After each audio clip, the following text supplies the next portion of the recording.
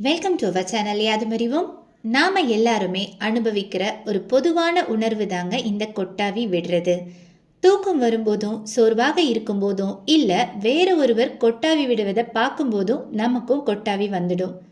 So இது ஏன் இப்படி நடக்குது அப்படின்னு நம்ம பல முறை யோசிச்சிருப்போம். வேற யாரோ கொட்டாவி விடுறத பார்த்த உடனே நமக்கும் கொட்டாவி வந்துடும்.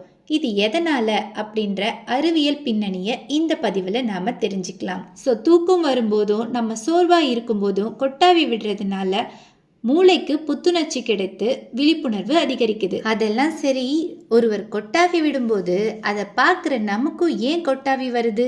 இதுதான் நம்ம எல்லாருக்கும் உள்ள டவுட்டே. ஸோ அதுக்கு காரணம் என்னன்னா மிரர் நியூரான் தாங்க. ஸோ மிரர் நியூரான்னா என்னன்னா, இந்த நரம்பு அணுக்கள் நம் மூளையில் இருக்கு. இது மற்றொரு நபரோட செயல்பாட்டை பார்க்கும்போது அதே செயலை செய்யும் திறன் கொண்டதுங்க. ஒருவர் கொட்டாவி விடுறதை பார்க்கும்போது மூளையில் உள்ள மிரர் நியூரான் செயல்பட்டு நமக்கும் கொட்டாவி விட தூண்டுறது.